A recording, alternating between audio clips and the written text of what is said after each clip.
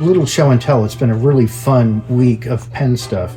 I met with Mike Daigle and Scott Jones, and Mike's been very kind to show me a few things, and Scott, how to work on our own pens a bit more than we do now. And Scott had done a really cool drawing right here of me based on a photo of me. I mean, he did an amazing job. And I got some sacks from Todd Epperspacher, and this is a, hey, do you want to come to the San Francisco Pen Show, August 23rd to the 25th of this year? Invitation, which is very nice. There's some ink, of course. This is stuff I've been writing with some of these pens I'm going to show off. And I was playing with a couple of pens at the Ohio Pen Show in November with Scott, and he did some fun doodles on it as well. I don't know if that's the right way or that's the right way.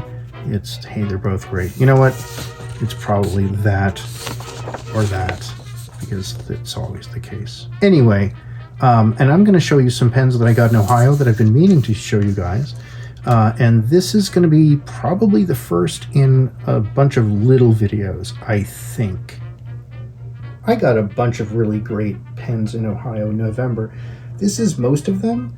I'm kind of losing track of some of them, but I'm going to be taking a closer look at all of them, or most of them. Some of them, at least. Some of these are really fancy schmancy that I'm never going to use. Other ones I'm going to write with, and I'm going to play with 3 of them today. Believe it or not, it's these 3, and they have something in common. They're all related, even though they don't look like it.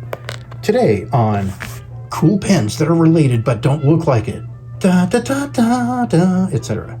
All right, so these 3 pens actually have a lot in common, believe it or not. They're Watermans or Aiken Lambert, or a combination of some Aiken Lambertness, mostly. You'll find out. So here we have the first pen. This is the second pen, actually, that I found in Ohio that I said, yeah, it's a great pen. Let me put this down here because I can. I probably should. Cool. Doesn't have a clip. The chasing's really nice. And it's probably, it's early 20s probably. Late teens, early 20s. That's their famous lever. There we go. And no clip. Nice chasing. There's the native, and there's their funny, skinny little feed. And we're just going to write with this little bad person. It's not a person, it's a pen. All right. Let's see if I can do this without making a tremendous mess. There we go. And this one, I don't remember if I gave it the old dip test. Actually, I'm going to give it a wipe because I might need to. I've been over dipping these pens lately. Yeah, there you go. Cool. So let's see what we have here.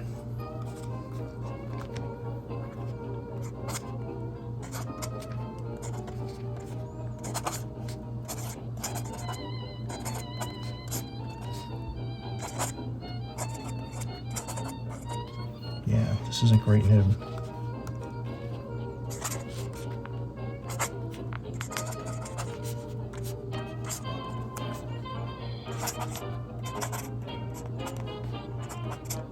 Nice.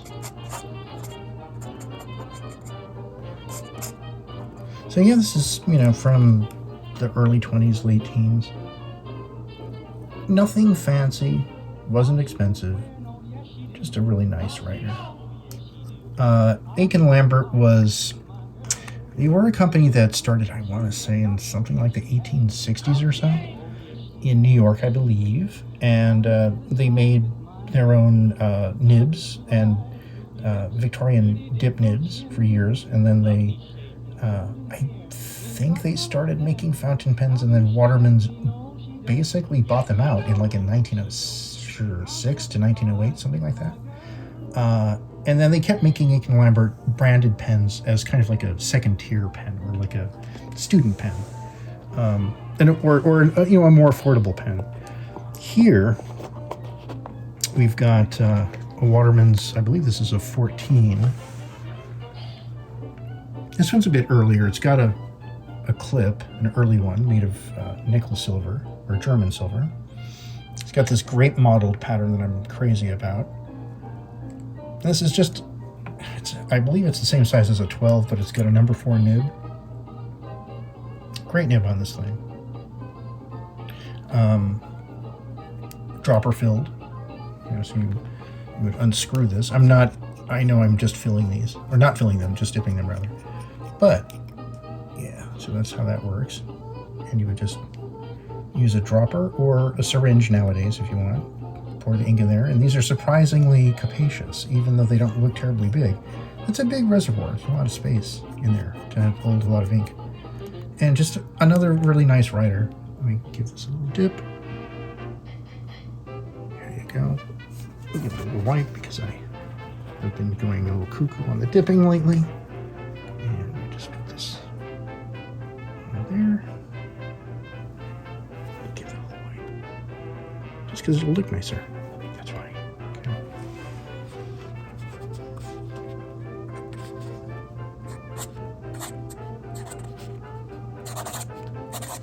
Yeah. That's really nice.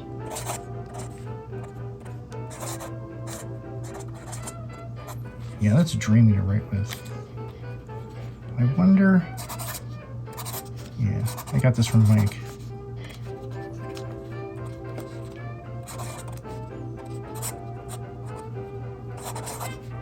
I wonder if he did work on the nib. He must have, because that's really nice. Yeah. So this is why I got this paper here, because I wanted to avoid this. I'm gonna cheat. Ooh, you know what? Use this magic stuff.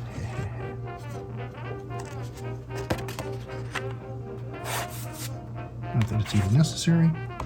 Great. You're gonna love it. It's the opposite of this stuff.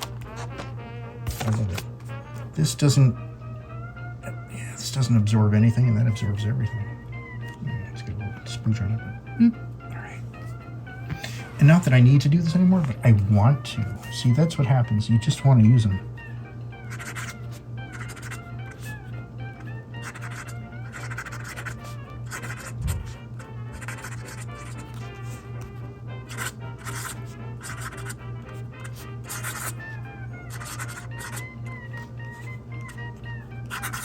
I'm writing really big. Why? Because I want to, but look at this pen. Yeah, that's nice. I've got to write something that means something. This is what happens. I hate to admit, but it is true.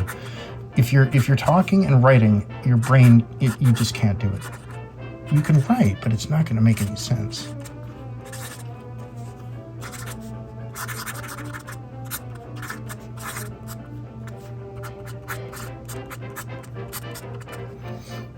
Yeah, I want to use this more. All right, I'm going to have to dry it off there. And we'll go to the last one. This one, by the way, is, yeah, if I didn't mention it, because obviously I'm incapable of remembering anything. But this is, I want to say 1908-ish to 1912-ish. It could be later, but just kind of going by that model pattern. And it's got a big imprint here. A bunch of stuff in there. I don't remember what date it has on there. That would help us identify it. But it is an early one. That's an earlier one. And this cool thing over here is a monster. It's funny, I know who I got this from. I got this from Mike, who got it from Nick. So I know sort of its provenance. It's a no name. It doesn't have anything written on it that I can find. I know Mike couldn't find anything. But it's definitely an eye catcher. It's big, it's well made, it's a nice one. It's mother of pearl. It's done well. You don't see any of the joints or anything. And it doesn't appear to be a banana. It looks like it's in pretty good shape there. But the star of the show is that. Good grief. That huge, huge nib. It's an Aiken Lambert. The feed is amazing. And this is such a cool pen. It's got a phenomenal nib. But if I were to kind of compare this to, say, the last pen, just compare the cap of this pen, which is, a good sized cap, with just the nib on this thing. You know, it's just, that's kind of crazy, right? That's a lot of nib. Anyway, put that over here. Let's see if this will play nice. This is like a, you know, a 1978 Cadillac Eldorado.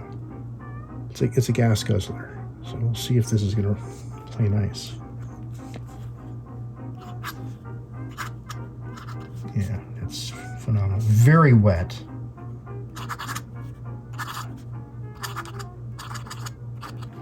That's a great nib.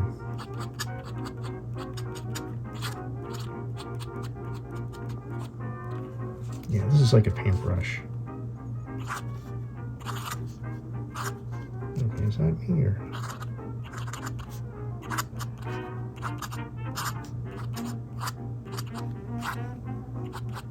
I mean, there's a point where you start running into the feed not being able to keep up. And it's tricky. It's tricky with these, but it's such a great nib. Let's see if this is gonna play nice.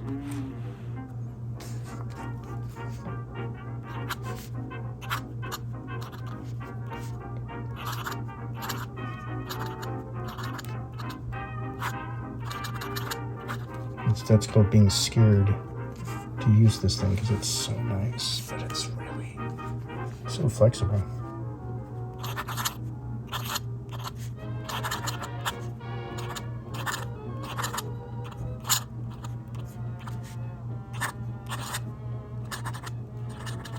It's a phenomenon.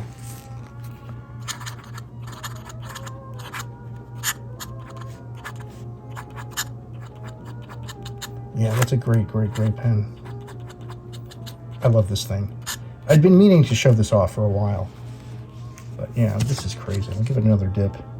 See if we get a little bit more out of it. Just a bit.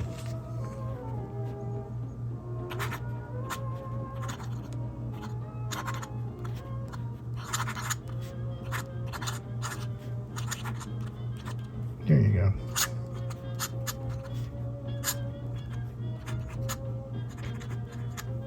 That's a great nib. It takes a minute to get used to these things. I'm going to do a little scribble more just because it might come out nicely.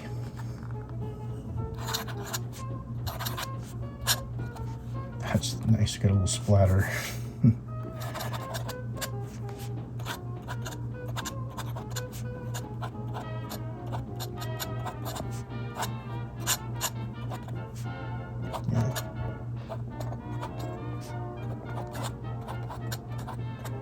Yeah, all day ink supply.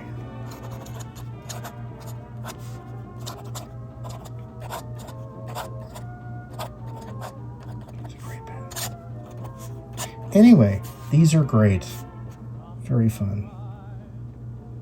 We'll be back with more pens after this.